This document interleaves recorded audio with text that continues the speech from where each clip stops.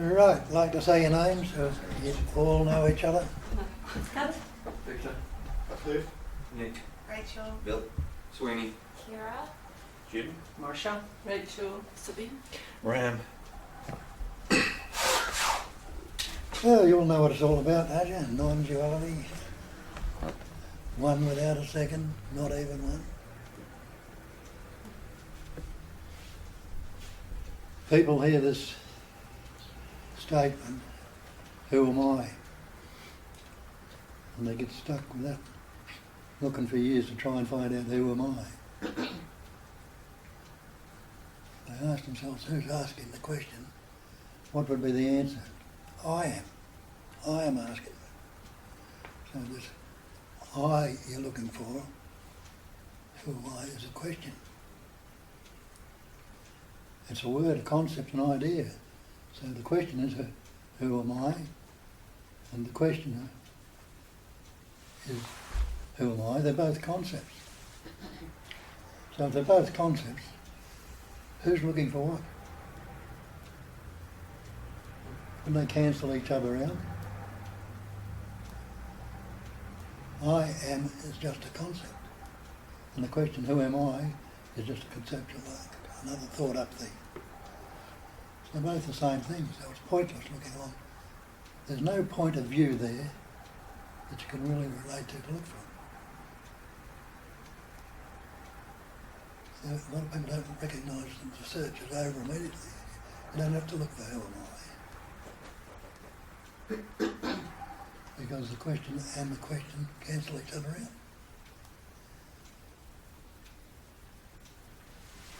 I see that when we go along and look, got to understand this, I've got to get this and do this. All more concepts put up. I am looking to get this, or I am looking to understand this, or I need to know, or I've got to do this practice. All to that basic I amness, the sense of presence, which translates as the thought I am. But the sense of presence is not the thought. It can never be a thought. That sense of presence is with you right now, when you're probably, if you are listening to this, you're probably listening to this, not taking any notice of the sense of presence. But you're not away from it, just the same as if I ask you, are you unaware right now? We look for awareness. We think awareness is something we've got to get. But is anyone unaware right now?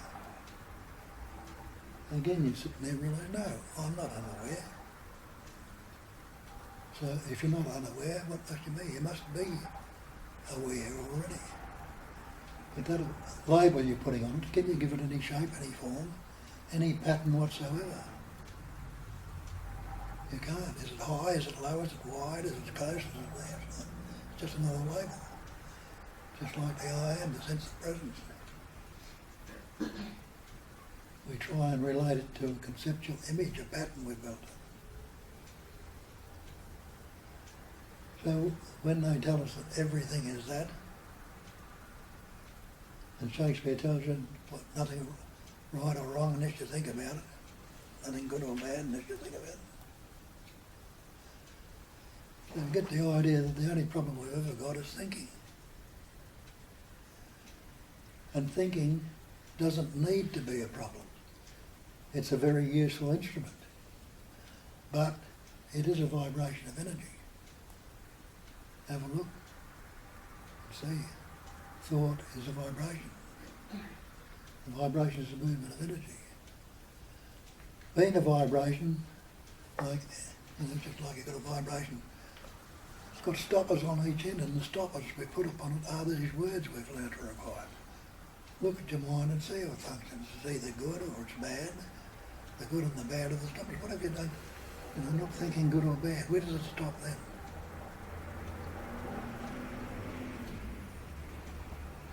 Happy, sad, pleasant, painful.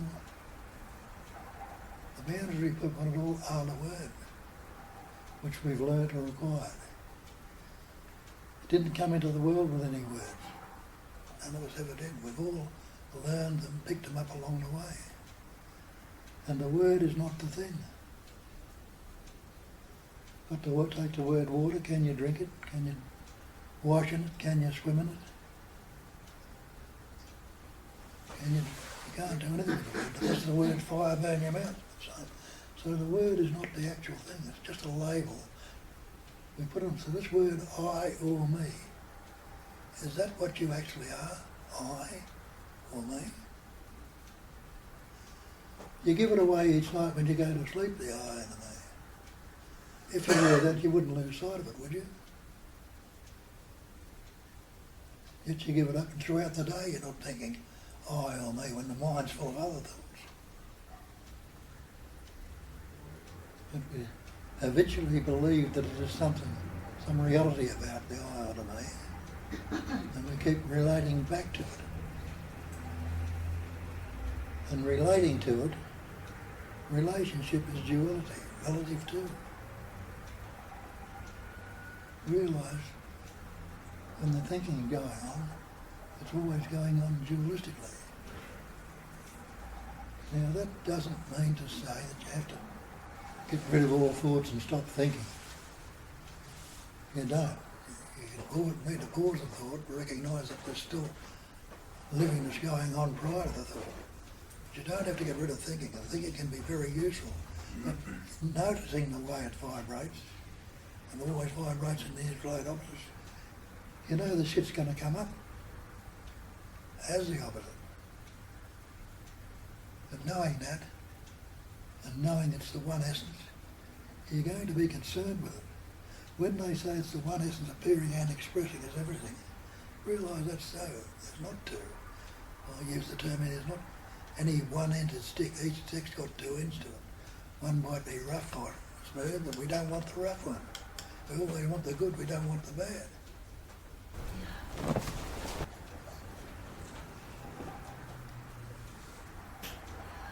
So, have a look in nature to see for yourself.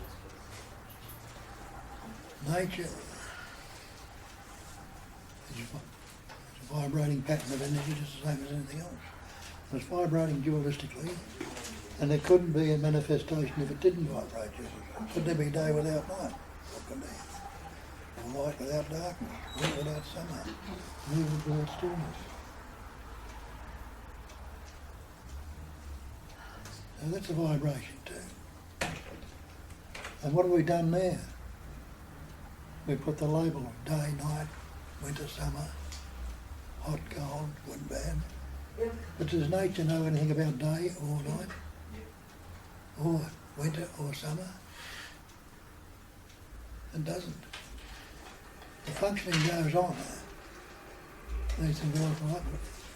Again, you see it's not a one-ended stick. The two ends are the same thing, different aspects, seemingly different. But it's still the one essence. Well, this is Ilka. Anna. Anna, Ilka, welcome. Where from? Germany. Oh, Wow. I'm coming from India, from Ramana. oh yeah. Yeah. Take us in. Where'd you hear about this? Where to sit here? No.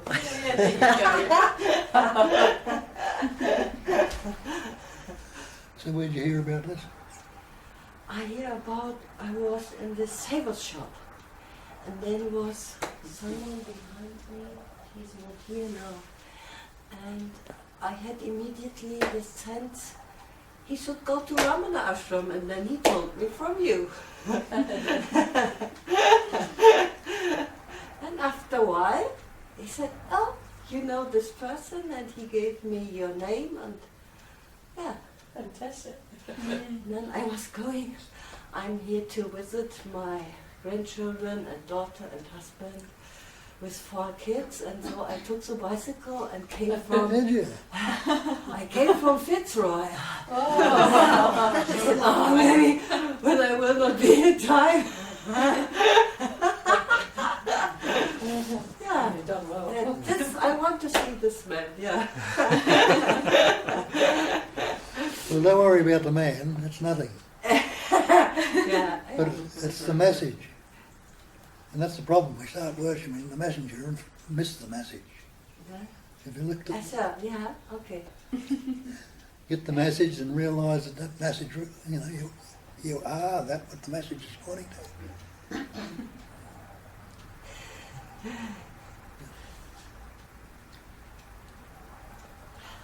You still can't help that life essence is loving you. Sorry, you can't help it. They love messenger too. Yeah, that's true. I always felt this presence of Ramana in the ashram. I always felt his compassionate presence helping me. Yeah. She's right. Oh, You're right. Yeah. well, it's the essence again, you know. Ramana's not there now. Oh, I don't know. But the essence, what the pattern, the same essence of pattern, shaped and forming, is still that same essence. So one essence of patterning, shaping and forming is everything. And it can pattern and express in all this variety of possibilities and appearances. Yeah. Yeah. Same. Yeah. Yeah. Recognise that that essence is right where you are right now. That's what's breathing out. No, not with me. What did you say? Maybe it is. But when I'm sitting here, I feel. I like to hide it always. Yeah. I like to hide. It like to hide. It doesn't like to hide. It's been obscured by the concepts or thoughts. Are you unaware right now? I'm aware, I'm sweating, I'm aware. So you're aware. Did you have to look for that? Didn't have to say I'm going to find awareness. You just registered and recognised immediately, I'm aware, I'm not unaware, so I must be aware. And that's what they call it. Basic awareness. That's the basic state in which this world and everything else appears on that awareness. Could anything appear without it? I mean, no Ramana, no anybody else at all could appear without being on that awareness. If you ask yourself what is wrong with right now, and you pause a thought, what can you say without a thought? You can't say anything at all without a thought. But have you disappeared without a thought? Have you stopped breathing? Has your heart stopped beating? Hair and fingernail, all those things are happening, but the thought has stopped. So you recognise that you are prior to thought in that moment. Talk about going prior to the mind or beyond. And that's the moment when you are, when you're not thinking about anything. So the next thought that comes up must come up on what was there when thought was stopped. And that was that prior, that pattern of awareness, pure awareness. You couldn't think of Ramana, me, anybody else or anything at all without that basic awareness. And it's no thing that you can grasp with a thought. No things you can grasp. So when they say nothing, people think, oh, it's vacuum or a void. But nothing means no thing. All things that's good. All things have shape and form and pattern. Yeah. And this Those things. this manifestation is made up of things. And it's all appearing But it's coming out of the unmanifest. Yeah. Space is the emptiness. Yeah. Space is the emptiness. And space is full of things, isn't it? Yeah. Now can something come from nothing? Can something come from nothing? Not really. No. So all these things, including you, me and everything, is no thing. Appearing as things. Is what? Not so quick. I need to get it. And we in the family, we speak always German and English. And I'm not so quick getting it. This last sentence again. It's all no thing. Because something cannot come from nothing. Though it's appearing as, so it's appearing as things, Yeah. but that's just how it appears. That's not its reality. Its reality is still that no thing. In that space, the Buddhists call it a cognising emptiness, not that we cognise the emptiness, but the emptiness is doing the cognising. It's suffused with intelligence, the cognising or knowing. And he said emptiness is form, pointing out that all these patterns, shapes and forms are emptiness, pointing out that the forms All these, but it can't be anything other than the emptiness. So you're taking yourself to be all these, well, we all take ourselves to be something, but you're not. It'll still appear to be so, but if you know the truth about it, are you going to get locked into the belief that you're a separate entity, you're an individual, that you're a person that needs to do this or that? Or realise that the same thing that brought you into existence, the same essence, is living you, expressing you, patterning, shaping, forming you right now. You are that. That's the Mahavaki. I am that. Thou art that. You are that.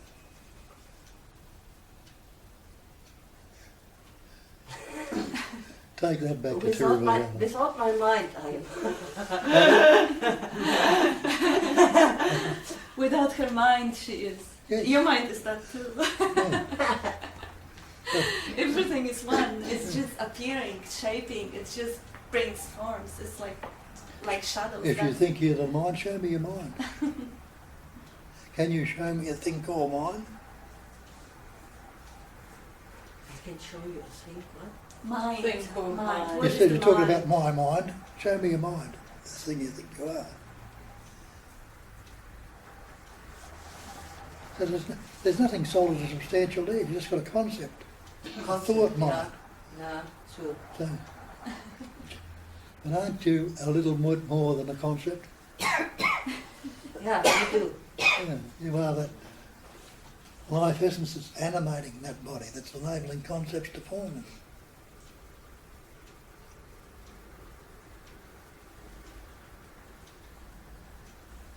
So, why are we here for? And When we are emptiness and have to do nothing here. Why are we here for? This Well- is my question. Yeah. you came here to find out you were nothing, didn't you?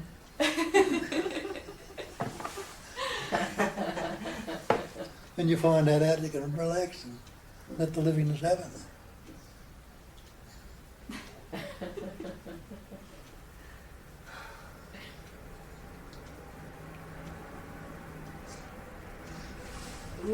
I tell you, my deepest questions are two. This is says, walking in between contradictions. The one is this one, and the other one is I'm here for doing something. This body is here on earth to make experiences with my mind and Yeah. also with the earth and what we are doing now with the earth. And yeah, you know, this is different in me. I have these contradictions. Yeah. I need to help something here and do so. Well, Or I need to be quiet and just do nothing. It happens like it will happen, you know. This is always a little bit contradiction in me. What is Yeah. really my part to do here? well, when did you begin? Go back. When did you begin? Huh? What? When did you begin? When did you come into this world? When did you begin? 2nd, 1960. Did you believe you were born? Yeah. But you can't remember your birth, can you? No. No. So you take it on. But I'm not sure. Maybe a part of me remembers, but not my consciousness. My The awareness. yeah. Well, Yeah. Where did you think you began at birth? No. No, you didn't begin at birth. Huh. You were going before that. Yeah. We'll go back as far as your father and mother. That life essence that patterned through your father enabled a little microscopic particle, a sperm, to form in that particle. You can't see it with the naked eye. The same life essence in your mother enabled another little microscopic particle called an egg or an ovum. Now that ovum was suffused with intelligence, suffused, it was permeating through the lot of it. It just wasn't something attached to it, like we think we're attached to the head or whatever. It was suffusing every particle, and it knew what to do. It knew to attach itself to the wall of the uterus. The sperm knew what to do. It was suffusing because it swam to the ovum, it had the capacity of swimming. And when it knew where to swim to, it swam to the ovum and it penetrated the ovum. Yeah. And those two coming together, that cell doubled and doubled again. What were you doing about it then? as a believed in entity. What? What were you doing about it then when those two came? Did you say I've got to grow a hand or an arm or a brain or an eye? I didn't get it properly. You didn't have anything to do with that. Yeah. As an entity, you couldn't do nothing. It was intelligence doing Yeah. it spontaneously. Yeah. Yeah. So, Yeah. so where did this idea of you, the doer, the person, come from then? If you weren't doing anything about the growing. The blueprint was in those two coming together. It was the blue. Yeah. That pattern in Ah. the genes, that pattern shaped and Yeah. formed you. Yeah. So when do you think you came into it? Normally little children get this kind of Jensi, he is now 1.5 years. My grandson get it when he was maybe 1.5 years. He says Jensi to himself. Yeah. Yeah. Yes, exactly. Kids are very close to it. Understand it. Then we get conditioned by our parents, schools and society. Suddenly gets obscured. So at that stage, you didn't know anything about it, but we learnt words. Humans have the capacity of reasoning. Yeah. That's the capacity humans have, but other animals, birds, insects don't have that particular capacity. But they have other capacities. Yeah. Bird has a capacity of eyesight better than yours, capacity of flying. We don't have that natural capacity, but through the capacity of reasoning, if our eyes are failing, we've learned to build glasses, eyeglasses, or binoculars or telescopes. Then we've learned to build aeroplanes to fly in. A dog has a capacity of smelling. You can sniff of dogs on planes and rivers much better than yours and mine. Yeah. Tigers and animals like that, leopards go stripes, spots in their fur. Do you think they set out to do that? I'm a little tiger club. If I go stripes in my fur, I'll give me a bit of camouflage, I'll make a bit of bread. They don't know anything about that. But what gives them that is that innate intelligence energy that's living in you and breathing you, and everything else in this universe is doing that whole lot. Doing that what? Doing everything. Everything. The intelligence does everything. It's breathing you right now. Breathing you, beating your heart, growing your hair in your fingers. What are you doing? Are you doing anything about those things? You're not telling yourself, I've got to take another breath, I've got to take another breath. I've got to expand and contract my heart. You're not thinking about those things at all. I've got to digest my food. So that life essence is living and expressing through you, patterning, shaping and forming you, as you. And then the thought I comes in and you think, oh, I'm doing this, I'm doing that. That I is the ego, the self-centre or the reference point.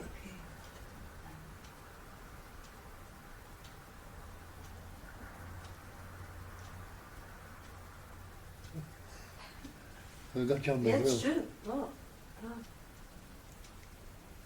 But in this world here, in this mindset we are living in, we can really do it without the ego. Yes. We can do it. Well, have a Your look. experience, you promise? You promised me that you for 40 did it years. for... Yes, I tell you, the ego is a fiction. There is no such thing as an ego. It's a conceptual image you've taken on board. It hasn't got Yeah. any power. Yeah, it's true. And we can investigate that and look and look and see that there's an image.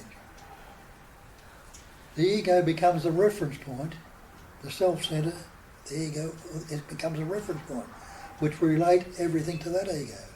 So everything is relative to that ego. And relativity, relationship, is dualism. There's absolutely no duality in non-duality. None whatsoever. But we've taken the belief there is by formulating this ego. But when this is a collective concept, Pardon? but this is in this place we are living here in Australia, in Germany, Yeah. this is a collective concept. A concept. So it's Yeah. a collective concept. Everybody It's not believes it. Yes. It's not only my concept, so it's all But that's around what- me that's and what we everybody point- is referring to that. Yes, and exactly. You need it very much to... And that's, Huh? that's what we're Huh? pointing, that's what we're saying here, get out of the trap. That's what Ramana did. What It is was a trap? The Trap, trap, the that belief. we are all trapped into this concept. belief. Yeah, It's a cage. yeah. It's not true. Yeah, it's a cage, yeah. People like Ramana and Nisargadatta and all those, they got out of the trap, and that's what they're pointing to. They're telling you can do the same. But we don't Yeah. see that. We think if we bow to them, pray to them and repeat the mantra, they're going to come and give us something. Total crap. You've got to do it yourself. Yeah, That's what they did. yeah. So that's what you need to do. Look along the lines I'm pointing to and see for yourself, and you can be free of it. Can be what? Free. You can be free Free of this of it. ego. Yeah. Yeah.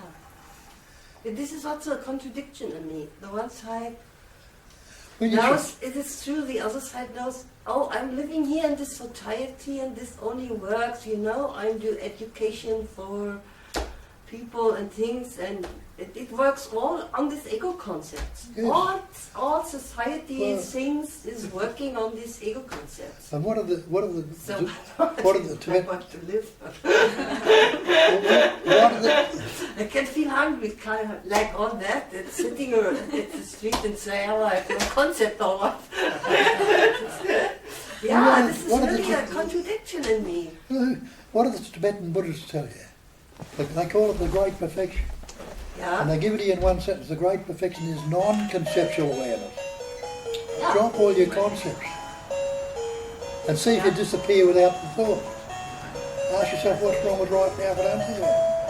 And you realise you're prior to the concepts then. So the contradictory world's going to disappear.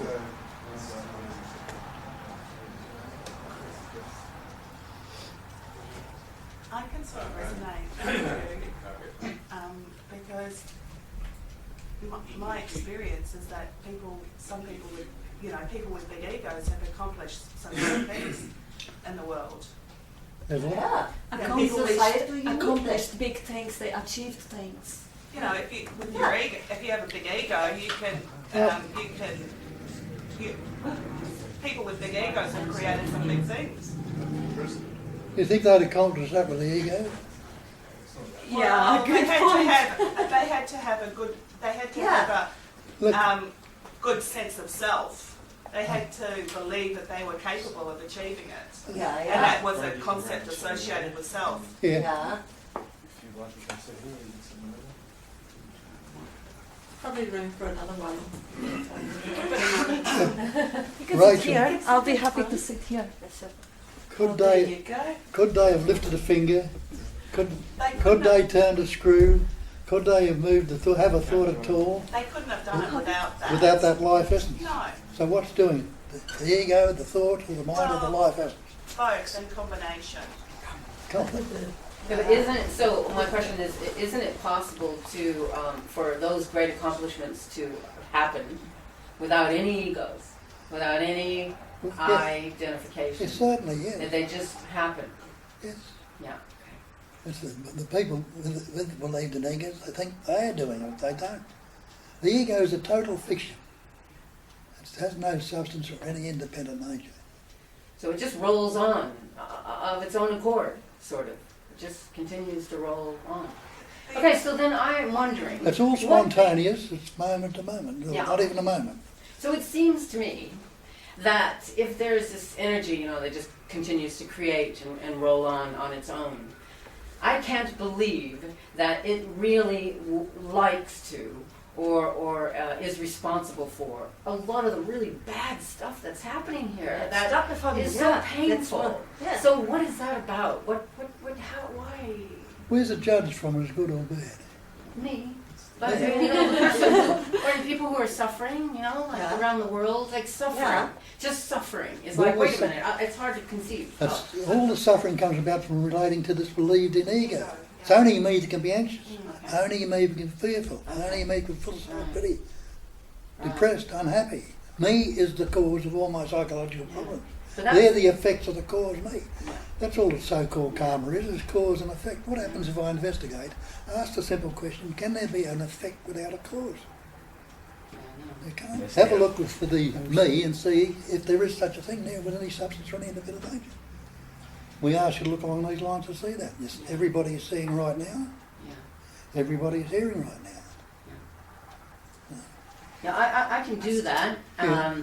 I guess it's about, there's so many people who don't know this and can't do that and aren't doing that. And it's like, so I kind of can relate to what she's saying. And what do I do then to...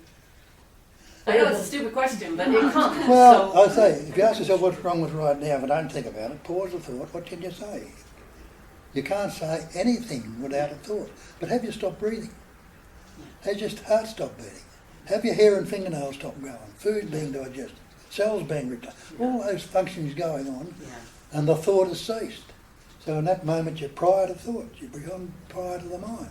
And the next thought that comes up must come up on what was there when thought has stopped. So that what was there when thought was stopped is no thing, it's that pure total awareness, not the thought up entity or something.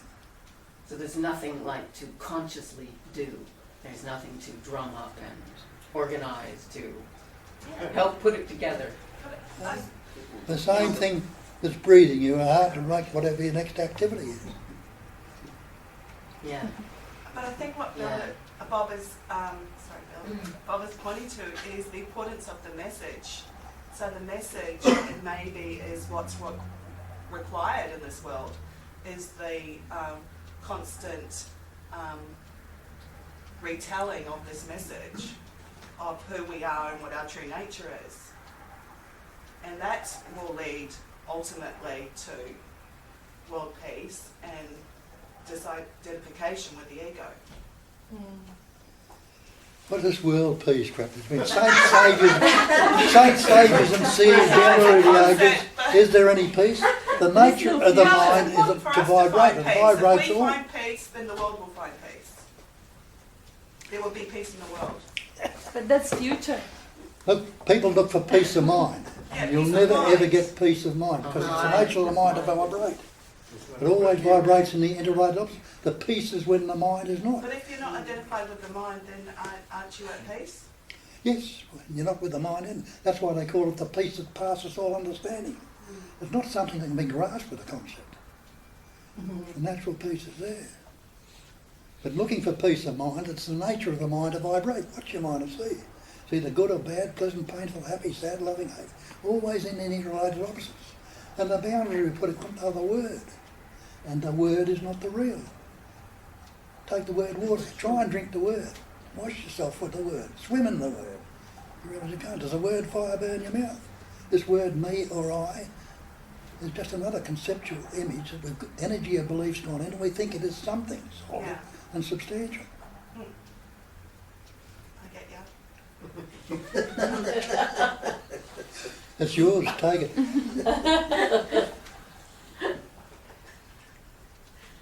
That suffering concept, this is really difficult, and that what helps me with Bob, because it's a natural compassion, there's nothing wrong with that. Everybody wants everyone to be happy and at peace in the world. But that's the point, we want to change the world. That is again us who wants to change something. And when Bob is pointing out that we think, oh, such a bad people like Hitler or Holocaust, and then he puts it into a context, like a big tsunami wave comes and wipe up the shore and then life rebuilds itself, or the war, you know, so many people died and then the little bug killed even more, and then the whole civilization were wiped off. There was an ice age and all this, and then from the little me, the little tiny human perspective, yes, day is good, night is wrong, then pleasure is good and pain is wrong, but from the 15 million light years it's nothing wrong, it's all perfect. And the suffering is also part of... Why is Bill delivering this message? Pardon? Why are you delivering your message? Who wants to know? Well, the I that I wants to know, but it's like there's something in your message that needs to be retold. Well, And that feels like that's been your purpose. look, it needs patterns, shapes and forms to express through. See, we relate it to the ego. We all think, I'm doing this. This house building was an idea in somebody's mind. The bricks that formed it was an idea. The television, the computer, all ideas. People will say, I made that or I invented that. But could they have lifted a finger, turned a screw, drawn a line without that life essence? So that's the life essence expressing through that pattern, utilising that pattern for all these evolving patterns and things that it does, is doing a lot. Yeah, so they couldn't have done it without that life essence, but No. they couldn't have done it also without that sense of self either, because they yeah. Because, Right, well, pause a thought. they tried to, What's breathing you right now? The sense of self? What's beating your heart? The I sense of know self? what you're pointing to. Yes, it's not me. I know that. But Rachel, was it Mozart's ego that wrote the music, or did it No. just happen, It came through him. Yeah, but, Yeah, but he had to have a wasn't his ego that wrote the music, though, But You're no. saying it's, I wrote this, or I did this, actually did it. Yeah, but no, it wasn't. It was, but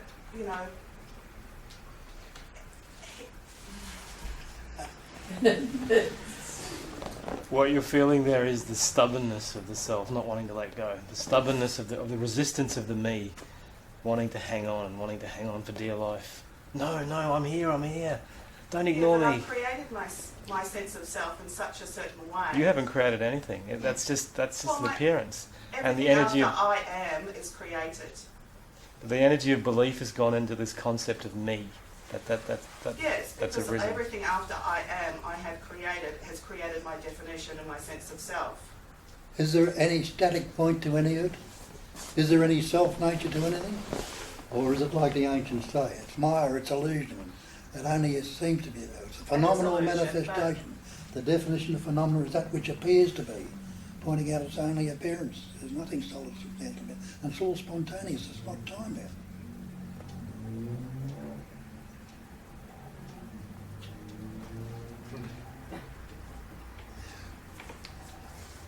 I'm just,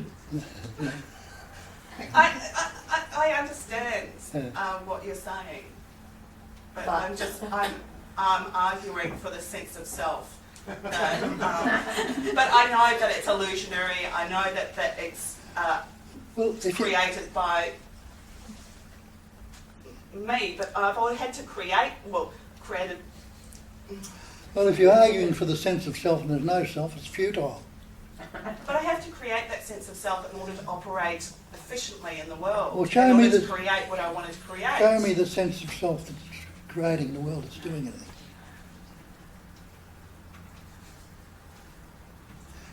What substance So is in what order to do self-self? my job, I had to create a sense of self after I am. Look, I'm not trying to alter your opinions or thoughts. If you think that way, think that way, go ahead.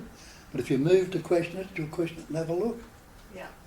And one of the things we say here is the false cannot stand up to investigation. Yeah. If you investigate some of these beliefs we've held, they'll fall apart. And your dictionary definition of belief is an unquestioned acceptance of something Well, I can change in the those absence of beliefs. reason. Acceptance of an alleged fact without positive knowledge or proof. Yeah, but I can change those beliefs. I can change whatever I add after I am. Go ahead. What is your problem if you can change it all? People think they choose their thoughts. Why would you ever have an unhappy or miserable thought if you could choose it? And if you can change your beliefs, go on. You can- Go ahead. Yeah, you can.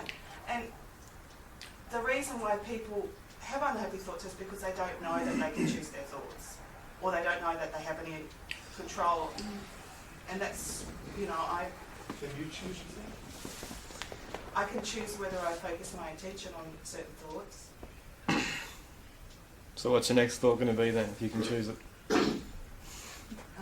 Be careful. I'm happy. Did you choose that That was thought? this one. Well, it was deliberately chosen. It just arose, didn't it? Spontaneously. No, I deliberately chose it. No. After the fact. And the thought I After thinking what I should choose. and the thought I deliberately chose it. Where did that come from? From my mind. Well, can, All right, I'll stop. can the thought I see? No. Shut your eyes, look around the room and see what consider the thought. Can the thought I hear? Yeah. Can the thought I'm aware, is that your awareness? Can the thought I choose? You realise a thought can't do anything. It's that animating life essence, that intelligence energy that's to enable those thoughts to appear. Yeah. And it's doing a lot. It's the one essence appearing, packing, shaping, forming as everything. There's not two. It's non-dual we talk about. One without a second. Not even one. Because even the idea of one implies there could be other than one. The whole idea of It's like- taking credit for It's everything. a great argument, you know, isn't it? Yeah, it But is. that whole idea that there's something there doing it, choosing it, that's separate is the cause of all the strife and conflict. Well, that's what's causing me suffering is a belief in this belief in identity or sense of self. That's what's causing me suffering. Well, if it is, But if what are you going to do? But if I lose that sense of self, then the suffering ceases. Yes. Well, why don't you, What's wrong if with that's that? where your suffering is, Well, why don't you? who said I was suffering? But Don't the get thing it is, right. I have to create a sense of self in order to operate in the world, in order to do my job, in order to, yeah. No, Rachel, it's still, but it's the same as like there is no difference. What happens is just you realize there is no me, like there is no center to the universe. So there is no center here either. We are just seeing the size of the universe. Is there a center there? And how big you are or I am, like so. When there is no center, you realize it's just congested energy. Ego is just belief made by the mind and made it apparently congested. So this energy, when it starts flowing freely, that's when you do investigation, research and see, is there an entity here? No, you still work. I didn't lose my job yet. If I lose it, who cares? The job goes on. I still do my work. I do nothing. I do nothing. So you're but I'm not operating as sitting here awareness. all the time. I still get up in the morning at a certain time. I go to work, go back to, and do much more to what I used to do before. I sleep only 3 hours a night, and it's enough for me. So in the past I couldn't do that. So I work 12 hours a day. Then I go home. I do this stuff because I love it. I do something I love.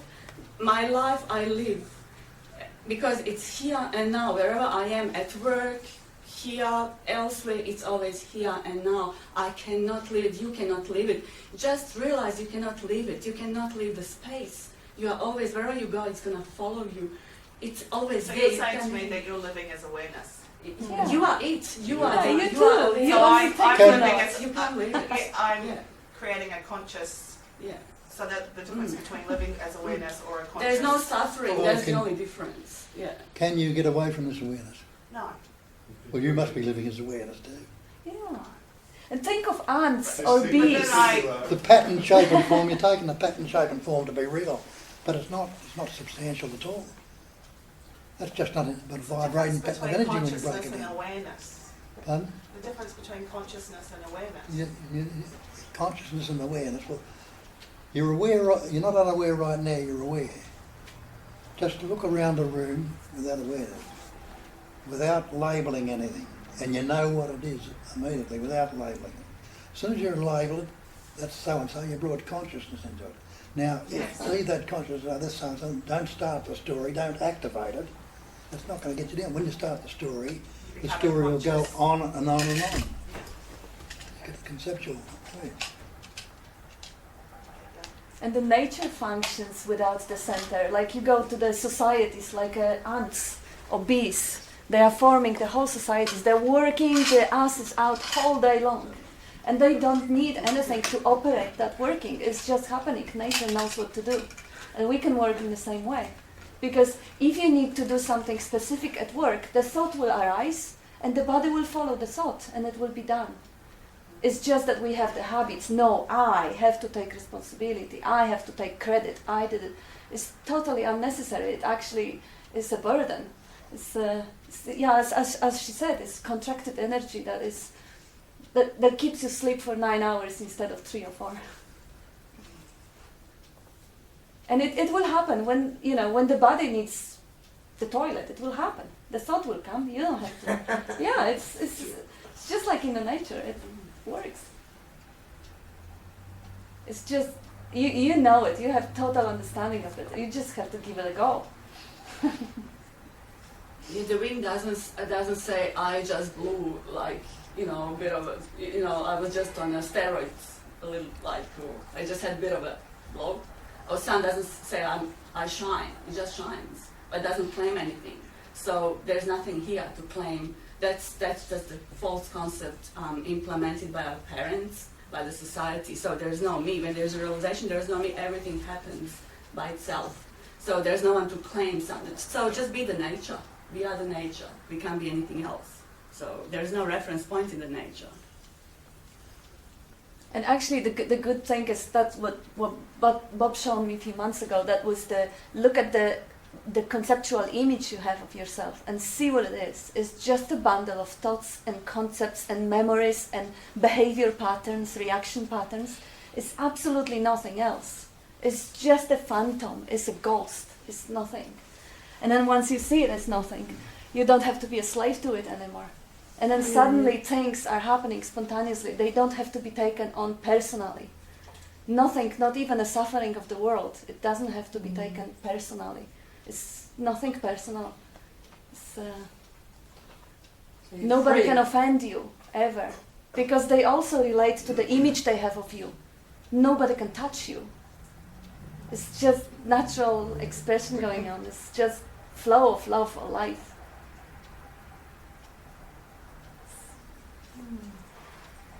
Quite high. Well, there's, as consciousness, isn't there just a natural compassion there anyway? I mean, consciousness will not hurt consciousness, it's not good. Because everything is consciousness. Natural compassion. Yeah. Satchitananda. Yeah. Being, Yeah. knowing, loving to be. Or another way of putting being, awareness of being is bliss. Being, knowing, I want to have, and another one, have an affectionate awareness of being. Be warm to it, you know, that compassion. Nisargadatta puts it, you know. He says, when I know I am nothing, that is wisdom.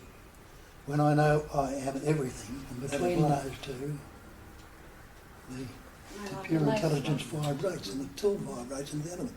Everything and the nothing. Always in the pairs of opposites. But in the equilibrium in the middle of it, it's okay. So it's really just the image, separate image you have of yourself. The mind comes in and creates division, duality, and that's where all the anger and yes, it's all just psychological the stuff world comes in. Yes. Yes. We'll go back to the little child. When a little child is born, you know, it hasn't got any words. Watch a little child the way it's functioning. So it's seeing, hearing, tasting, touching, smelling. It's not discriminating anything. If it's attracted to something to grab it, it doesn't like it, it pushes it away. At about the age of 2, 2.5, the capacity of reasoning develops, which is a capacity humans have, which other animals, birds, insects don't have that particular capacity to the extent we do. So when that capacity of reasoning, the little child starts to learn words. So before that, he's got no words. And you want to realise from that, which we don't, which you should, that every word you have ever spoken has been acquired or learnt. There's no word that is your natural state. They're all things you've added onto yourself. And we've taken the word to be the real. And the word is never the real. It's a good way of describing things or utilising things, but it's just a concept. No good at all. So the little child, when he starts to learn words, parents telling the little Johnny, and then he realises, I am little Johnny, because he learns those words too. I. What's the opposite of I? Isn't it not I? Now I'm little Johnny. He looks out there before he's seeing everything as it is. Now he's reasoning, that's not me. That's not I. That's when the sense of separation comes upon us. Before that, we're seeing everything as it is. What is just that unaltered, unmodified truth. Now that's not me, so what happens? The child doesn't like it when he learns words. So what does he do?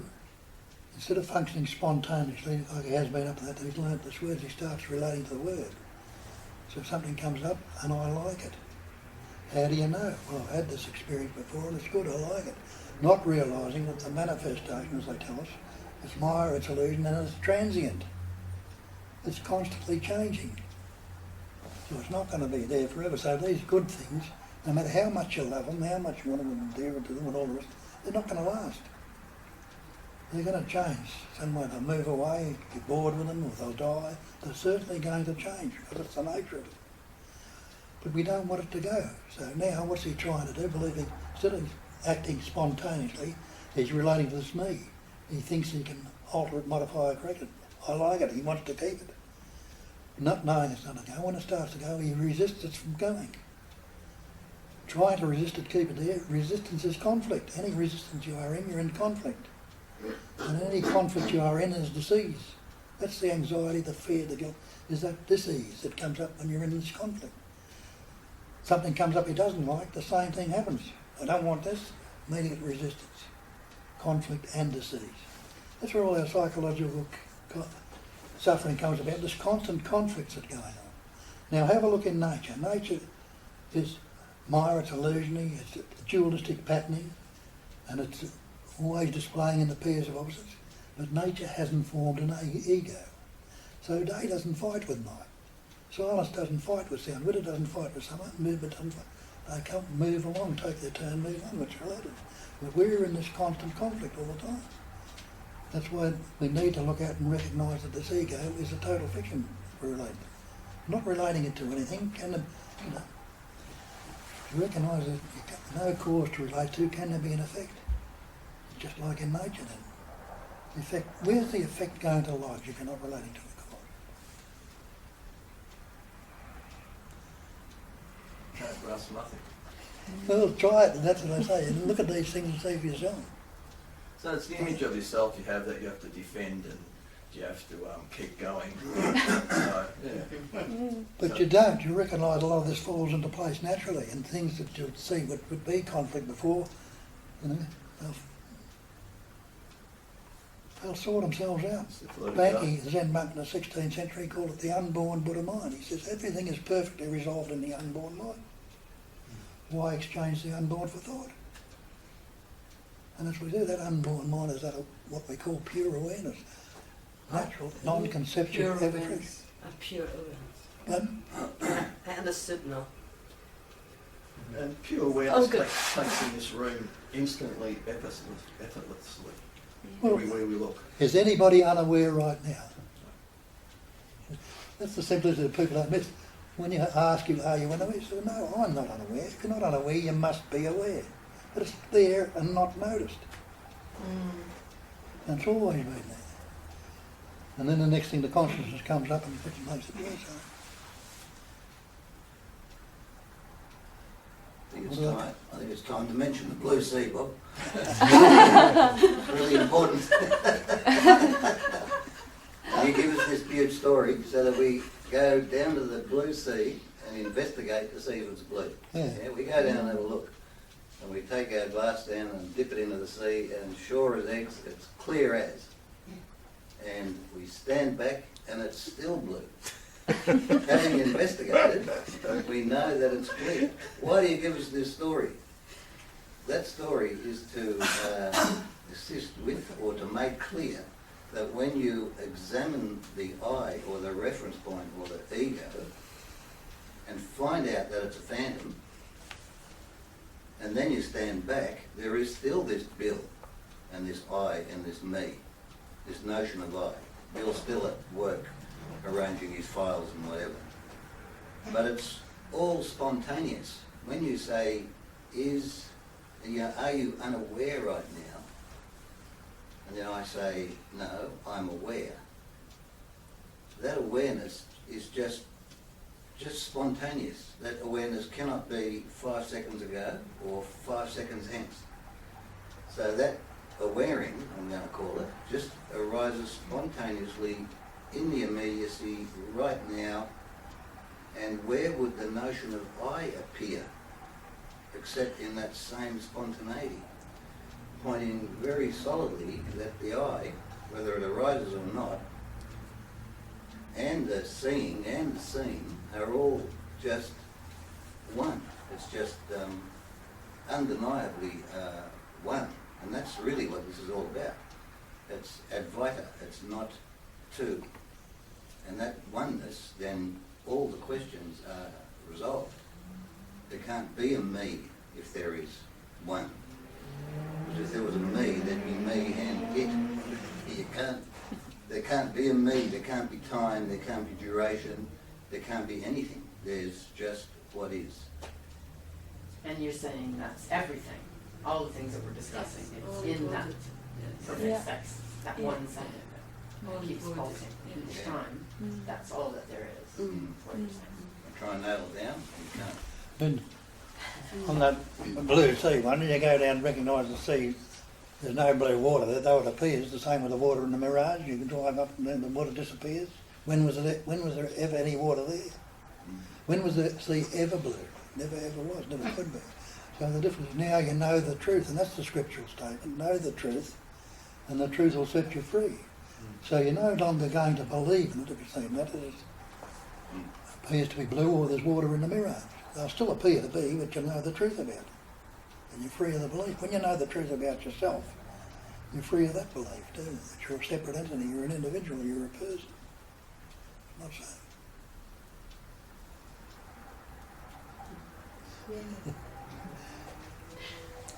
It doesn't matter to me whether you do it or whether you don't. You have to investigate it.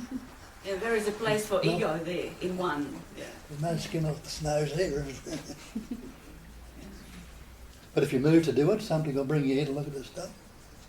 And somebody will bring you here to look, to investigate it and see for yourself. And then the question, why am I here? What's the purpose of that pattern to appear in the world?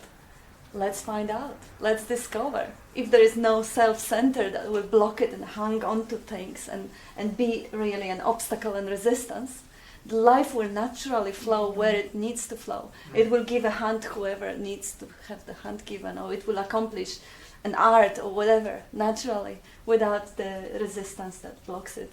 So the purpose of my life is just to be here and now and sit on this carpet. What is going to be in 10 years? Let's find out. I have no interest or business or ideas of where I want to be or what I want to do. I'm totally surrendered that life intelligence just play, show me, dance through it. That's beautiful. Yeah. And what a freedom, because I don't have to feel guilty, or I don't have to worry or plan or have visions or create things, put the energy deliberately into some sort of a nonsense sort of a picture, because I know that that intelligence is so much more intelligent than any concept, that I know it will take me the way that is optimal. It's much better than anything Katarina could ever think about. And that's a relief too. I can live free, effortless life and just find out. That's lovely. Yeah, lovely. Okay, I can't help it. Like, I totally hear what you're saying here. I just want to ask, okay, you were saying that when you were younger, which you're already really young, that you had this idea of this career that you're doing, this job, which is really good. And that wasn't mine. And it wasn't was mine. That's what I want to know about. Yes. Where did that come? Do you feel that you were in this state then when you went through 5 years of university to get to where you are, which is a really great place, and makes it does facilitate your a more relaxed, attitude about it. Yes. So in the very beginning, did you have that same attitude where you went, oh, I think I'll just... Or you kind of said, you know what, this is going to give me a lot of freedom? I had no idea. This is the thing, the most transforming experiences throughout my life, they came as a persistent, irresistible thought that I had nothing to do. I don't know where they came from. There was, in Poland at that time, it was not allowed for women to become navigators. It was forbidden by law. And I still got that thought, and I never knew any seaman. So I don't know where it came from. It was obviously not the idea that I could conceive as I couldn't resist it. So the following of that thought happened. And few other turning points in my life was just the same. Spontaneous happening and irresistible following. So that is so clear that there was no doer in it, that nature was doing it. I didn't know, of course, there was a moment. You followed it though, you got I had no power to resist it. There was no way to resist it. Do you feel like it's been like that most of your life then, even when you were younger? It was like that all my life, although for longest time I would take credit. I had this dream, it was my dream, and I persuade that dream. I would take credit for it. But now, as I honestly look at it, there was absolutely no doer, no persuasion. There was spontaneous thoughts and spontaneous actions following. There was no me, although I believed it was. But there wasn't. Not for a moment. A living example. That's lovely. Isn't it Don't wait for that state of enlightenment that Katrina is in, because it's not coming. No, there is no. There is no enlightenment. In anyone's life, under major changes, we have no choice in them. Yeah, Really. true. Like, most of the big changes in our lives just happen. It's not something else. Yeah. Have to think back on it. Yeah, it's just one honest look, and then you see that it was thoughts. It wasn't a doer. It's, And the effort that it took to study and Mm. get the grades, etc., was Yeah. just just the same essence. It was. I was Feeling. always kind of drawn to it, to non-duality, since childhood. I was looking, Mm. seeking, sitting in Zen monasteries, in ashrams. That was just natural love towards the truth. I could not make it or bring myself to feel it. It was just the way it expresses. So when you were Yeah, studying that's in uni, when you Mm. were going through those 5 years, Mm. what was it like then? You were just like, you'd wake up and go, oh, I'll study, I don't know if I'm going to study. Or what about that effort? That's what I'm inquiring about. That effort, that conscious effort of, okay, da-da-da-da-da, yep, that's right. It So just what was it that just like? did what needed to be done. It's That's not that it. you do nothing. No, It's no. that we think Yeah. nothing Yeah. is Yeah, happening. that's I had to what- get up in the morning and put Yeah. the uniform and walk through the beach to the school on Yeah. and But you look. were inspired to do it. It was this force, sort of, that you were just Yeah. doing. Same as I needed to eat. You know, that when the stomach is empty, it gives you a thought: cook and eat. Same as I needed to pass the exam, so I had to put a little cheat sheets or learn, Yeah. and it was effortless. It's just all taken care.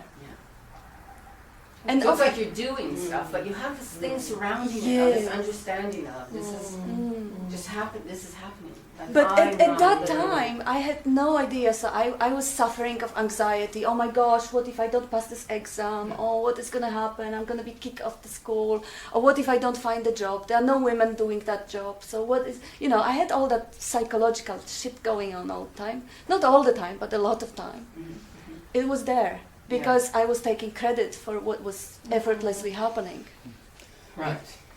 Right. The actual functioning is seeing, hearing, tasting, touching, smelling, that's going on right there spontaneously. The ing on gives us something that's happening right in this immediacy. Not was or not will be, it's going on right now. Seeing. Everybody is seeing. And the thought comes up, I see. And I see the chair. As soon as the thought I see comes up, what you've loaded onto this thought I see, this conceptual image you got, this ego, now thinks that it's seeing. You formed a subject. I see the chair, that become the object. So subject-object duality are appearing on the seeing. But can there be a seer, a subject, without seeing? And can there be the seen, the object, without seeing? You realise there can't be. So seeing is not divided at all, only conceptually. And we fall into the trap. Thinking is the same. I think this thought. Feeling, tasting, touching, smelling.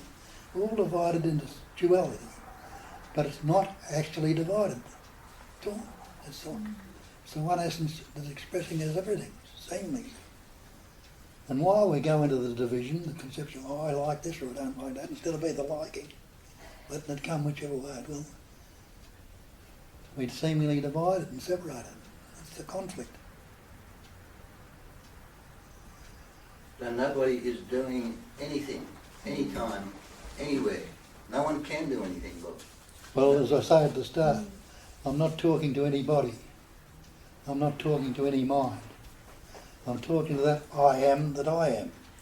The I am is the sense of presence that translates or expresses through the mind as the thought I am. Just to this, nothing else. So it's not a body-mind entity, it's the essence that patterning, shaping and forming that body-mind entity. It's the one essence that's appearing as everything. So when you're talking to Bill, you're not actually talking to Bill, you're talking to the I am that's expressing through Bill.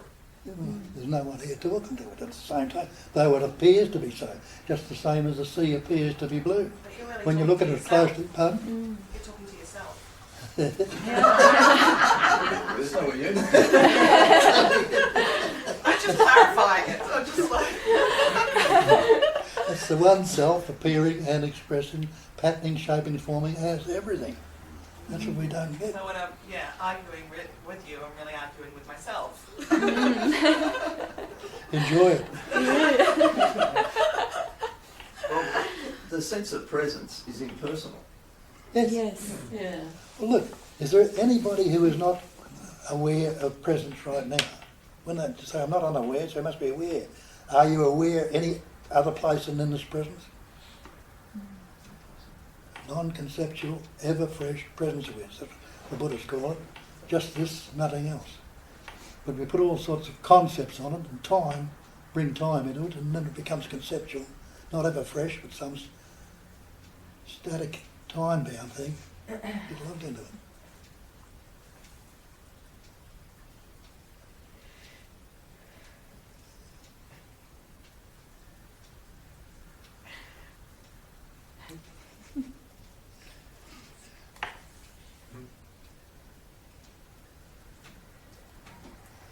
What's the other one? I didn't use that either.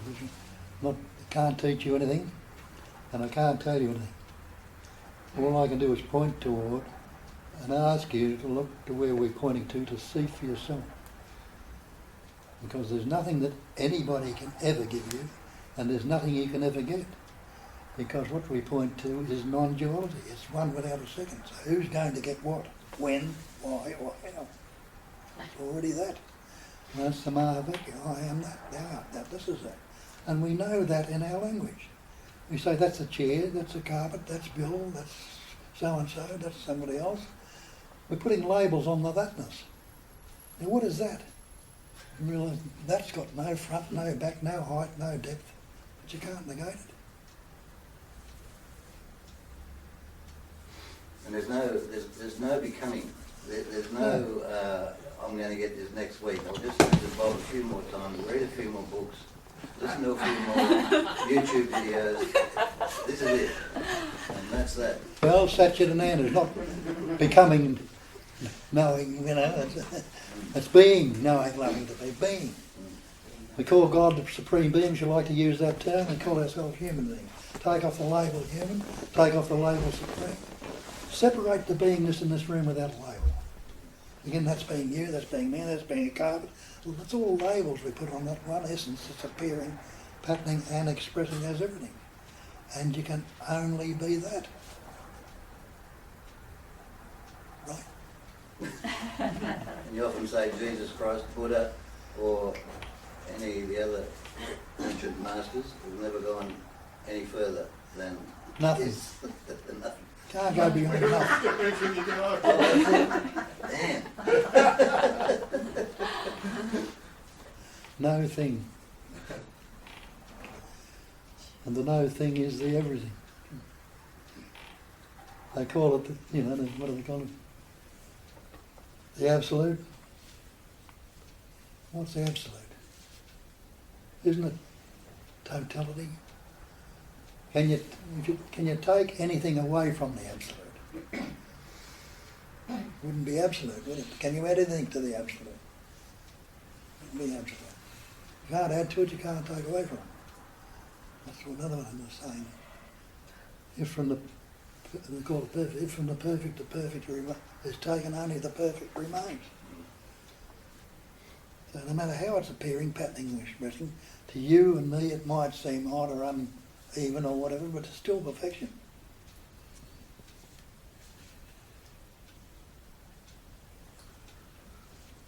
Being that, will thoughts naturally fall away, become less and less?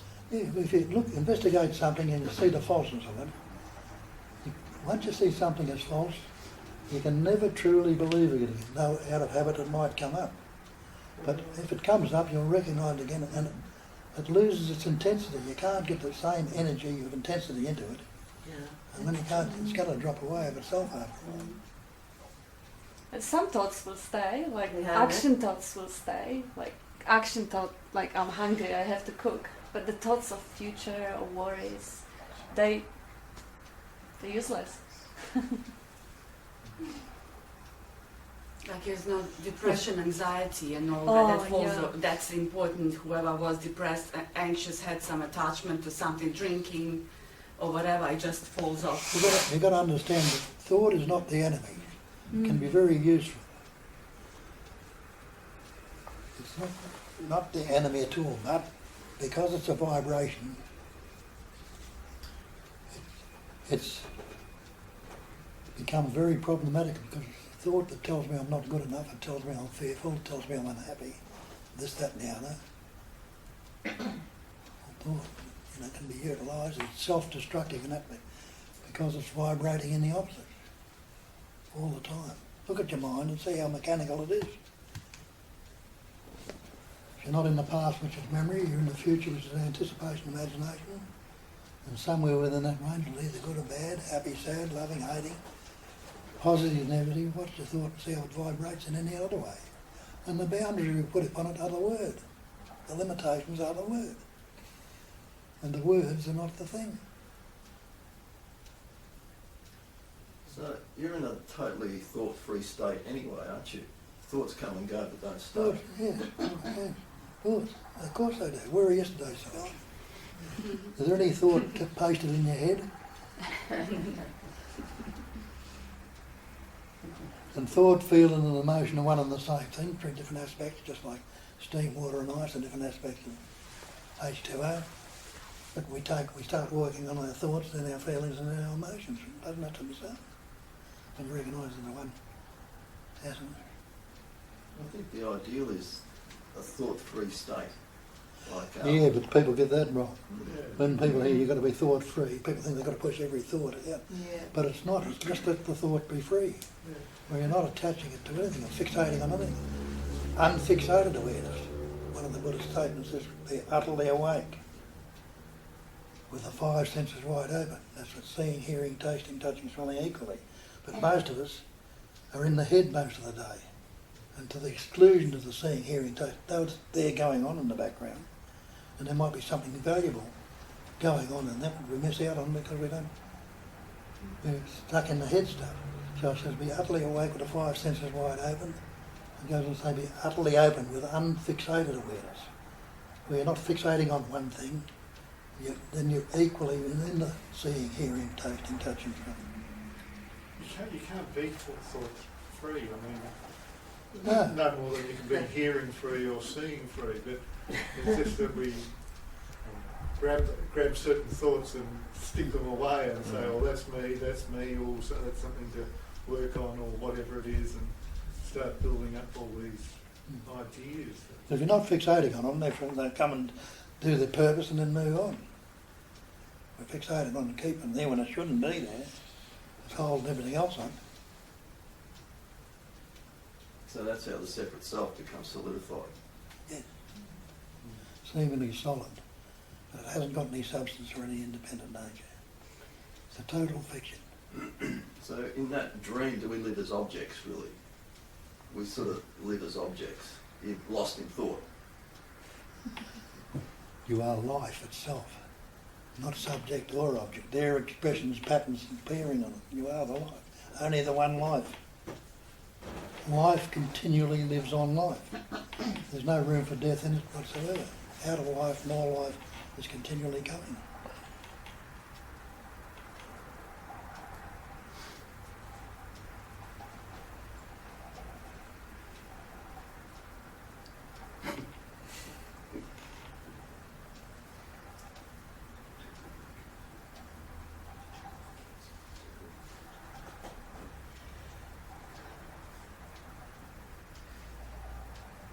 But there's a tree, it's coming the picture to me, the tree, and every leaf at this tree is different.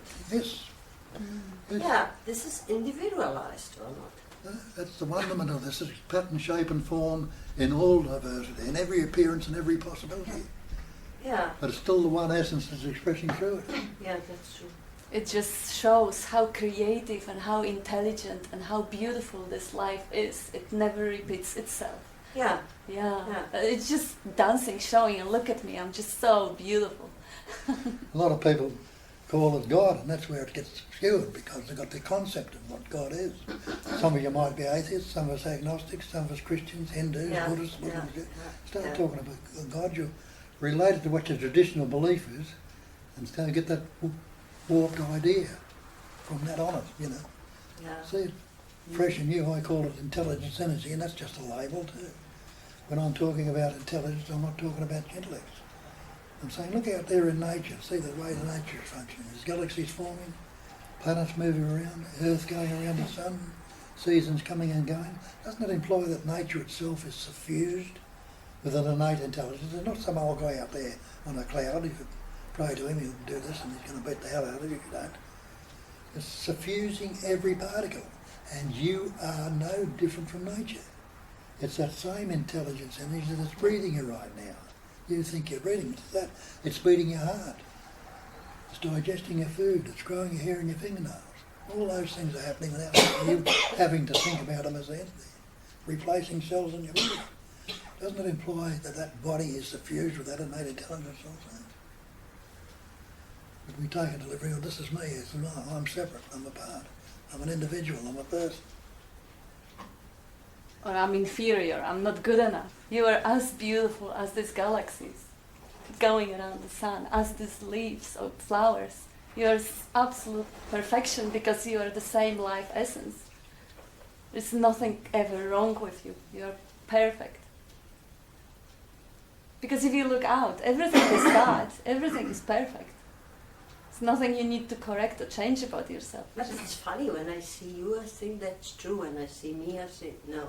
But this is I impossible. can say yes, but in myself, It's impossible that you are anything else than that. It's absolutely impossible. Everything is that. This is that. This is that. You are that also. It's impossible not to be that. So you have to agree to it. You are perfection. you must agree to it. It's obvious. You have to. It's You just have a no belief choice. that gets in the way. You are something Yes. other. Yes, and you are not good enough, or you are not beautiful, or intelligent, or whatever. This is just bullshit. It's just thoughts. We always get the crunch time around about now, where the question has to be addressed. Have you looked seriously and earnestly into whether this reference point or I or Bill is real? You know, if that's not done, the questions will just be arising endlessly, and concepts will just pile up on top of each other, and you'll come to a conclusion, and that conclusion is also a concept. You know, there won't be any questions if you see that the reference point is false, has no underlying nature, strength, or anything. It's essential that that's done. Otherwise, nothing. It just all stays the same. There's no relief. There's no delight. There's no epiphany. You've got to see that there is no me, no reference point. That's what it's all about. Because then, how can there be any duality? Or as Bob says, there's no duality in non-duality. You've got to look. That image that you But have, when that it's you are not It's perfect. also imperfect. Well, it's perfection, everything. yes. This I can accept, but not See, when you go to the perfection point. Yeah. I get up For in me, the morning this is. and I look at all my emails, and there's a shitload of work to be done, and I arrange my day just like Rachel does, and off I go, swearing and carrying on, and then my lover gets up and she makes me breakfast, and I think I'm in the flow, and then I go down to the shop, and I do shopping, and I run into a pillar and do $4 grand worth of damage to my car. I mean, none. Perfect. Perfect. Yeah. That's it, mate. It's all perfect. It doesn't matter if you've seen that there is no bill or no reference point. You know, it's just all happening. Yeah, you can't. If you investigate, you can't escape the natural. No, not if you start from the fact that you are that. You know, like Bob says. Bob's very literal. Start from the fact that you are that. You are that. You can't escape. You can't escape that. It's a good viewpoint. The body's a reference. It's not a viewpoint. It's Yeah, not a viewpoint, Rachel, because there are no concepts there. Start from the fact that you are that. There are no concepts there. There's not a concept. You want to make one? That's okay. I'm Rachel. I'm not thinking what Bill's talking about. But start from the fact that you are that. That's conceptless. When this reference point disappears, I'm still that. Right? Yeah. Before it came, before after it goes. Always been that. And there's no static reference point. There's no static point anywhere. Just the same as there's no self-nature to anything. So there can't be time, even time. Time's a mental concept. You ask yourself, is there a past if I don't think about it? Drop a thought for a moment, and what can you say without a thought? You can't say there's a past or a future. And then people will say, I was in the past. I'll say, try and actually live a moment ago. You can't go back and live a moment ago. You can't live last week, you can't live last year. But you can recall it. And in recalling it, the only actuality you're giving it is what you're giving it right now. Because there's nobody in this room to tell me what you thought of a minute ago now, unless you recall it. It's already gone and finished with. The same with the future. You can anticipate and imagine what you're going to do when you leave here next week, next year. But you can't live a moment in the future. So instead of trying to stay in the now, as they tell you, try and get out of it. It's always a spontaneous immediacy. Spontaneous means, when does now begin? You say it's beginning right now, when does it end? Well, you say it's ending right now. So it hasn't got any duration. If there's no duration, and it's all taking place in space, find a centre to space, find a circumference or a static point in space, anywhere we can mission it, you can't. So it's got no volume either.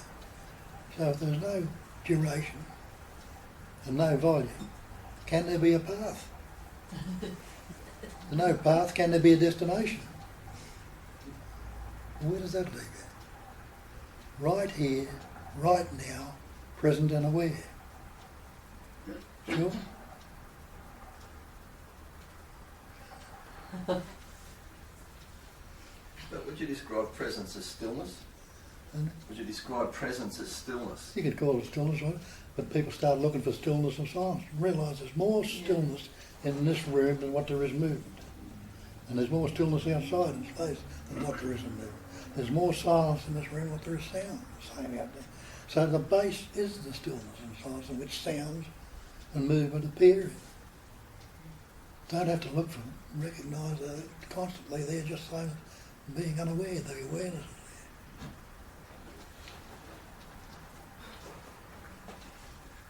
is This present awareness, this being here right now, you've also said Sat Chit Ananda, so being consciousness bliss.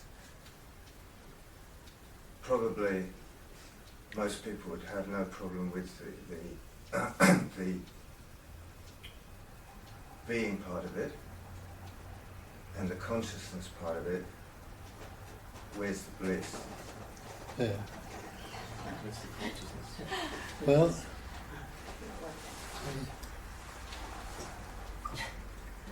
being, another way of putting that is being, knowing and loving to be. Do you love to be? Everybody loves to be. You wouldn't be dead for quitting. And that loving to be is the bliss. People think bliss is some static state, you know, right? But it's the bliss of being. I think the problem is we don't feel it. Don't you? Well, I say pause a thought for a while, and when you take the load off that, you're like, there's underneath, there's a sense of well-being. I call it well-being, or Nisargadatta puts it, there's nothing wrong anymore. See, we focus into the defects, but we don't recognise the qualities. Everything vibrates in the opposites. So we get into the unhappiness, this, that, and the other, but the joy, the bliss, the nature that's there, get the overload off the top, the opposite one will be there, it'll come up there in its fullness. Are you saying because we're not present, we're not feeling it? It's because you're still believing there's an entity there that needs to do something. Where does your happiness come from? Happiness. I don't think much about happiness. Pardon? I don't think much about happiness. No, but it comes up. Let's put it this way. If I'm in pain, I'm not particularly happy. And but you're focusing into the pain. You say the pain's there. If the happiness is there, you're not bothered to notice. Realise it's there just as much as the pain. Okay. There's still I have a problem with the bliss component. I'm not feeling it. Most people think they've got to feel bliss, they've got to feel bliss. What do you think bliss is? What is your concept and belief of bliss? It must be something very tasty. Very nice. Well, as I say, you wouldn't be dead for quids. Life must be very tasty, mustn't it? And it might be seeming overloaded with all sorts of concepts and fear, anxiety, but underneath it's sense of well-being. I'd hope that there's something tasty there. Well, that would hope and do it right now. Hope implies some future time. Hope and fear, they're the two things. Fear of something you haven't got. Be with the presence. Get the taste of that presence. So you're saying it is there, basically, I'm just not tasting it? Yes. Because I'm not aware. The whole, pardon? You I'm are, not Aware. you But are I mean, aware, but you're not Aware of recognising your I use awareness. that in a different sense, but Yeah. I'm just not Yes, Not aware of presence. focused on it. yes, so but I'm no, not the focus feeling is in it. all the concepts that are coming up. Non-conceptual awareness. So, because my attention is diffused instead of being focused on what's important, which is the awareness itself, The I don't actuality. feel the bliss. Yeah, Yeah. yeah. Focus on the actuality, right here, right now, presence awareness. You call it effortless living. Mm. The more one is aware of it or in it, does it manifest more? Oh, well, use this metaphor. Or does it become clearer what it is? Yeah, we'll use this one. Go outside on a cloudy day. Would you say that the sun is seemingly obscured? Would you say the sun is not in the sky? No. Why? Because you've investigated, you know the sun is always in the sky. But the cloud is seemingly obscured it. Now, what forms the cloud? And you realise the sun hasn't got any idea about the cloud. It doesn't know anything about the cloud. The vastness of the sun compared to the cloud. So on. But if you ask yourself what forms the cloud, have a look and you realise the sun itself forms the cloud. All the sun does is shine. In that self-shining, the heat, the radiance, the bliss of it, evaporates water. The water arises and condenses, the steam arises and condenses. And that condensation forms a cloud that seemingly obscures the sun. Now the sun will continue to shine and might cause a wind to blow or something, it'll blow the cloud away or disperse it or bring it down as rain or ice, whatever. But all the sun has done is continue to shine in that radiance, in that heat, that special warmth, if you like, or compassion, whatever way you'd like to label it. That's the base and essence, not that seemingly of things have come and obscured it. And what's that life essence that you are is constantly there, and what's obscuring it all the time? Isn't it thoughts, concepts, ideas and images? Clouds, which you're not recognising and have got no substance or any independent nature when you investigate. Now, none of those clouds out there are stuck on the sun, pasted on the sun. They're going to move on, they're going to change, they're going to disperse. And there's no thought stuck in your head. The same thing as that life essence is like, you can analogize it like the sun, the vastness of the life essence is there, and what's appearing on it, the little clouds of thoughts, feelings and emotions, all the shit that's appearing on it, are like the clouds that are obscuring it. But you know, there couldn't be a cloud if the sun wasn't shining. And you also know there couldn't be a thought, a feeling or emotion if that life essence wasn't there. But we don't. We think we are separate entities and forget about the life essence. Because the life essence is the be-all and end-all. And what appears or disappears on it couldn't be there without it. So you're not going to hate that or anything, leave it as it is, you know. No, it's all part of it. Just to take your analogy, I have no problem with the life essence. Well, if you've got no problem with the life essence, you've got no problem. Okay, your analogy was the clouds, okay? So you go outside, it's a cloudy day, there's still some light. Yes. That The again sun points is out. still coming through. Yes. However, But so there's still that life essence there when all the thinking, all the shit's going on in your head too. 'Cause you've got to correct. But then the clouds clear away a little bit and you get a ray Yes. coming through. Yes. Okay, but that's different from a clear blue. You still haven't seen the sun. Ah. But And so my question was, is there more there? yes, that self-shining, ever-fresh presence awareness will shine in its fullness. It's not going to stop clouds from appearing and seemingly obscuring it. But again, in knowing the truth about it, you're not going to be lost in the clouds. And recognise that the cloud's not going to last forever. You're free of the belief in it then. And so it will clear. But it's not going to be clear forever. Still going to, there's always going to be clouds appearing seemingly obscuration.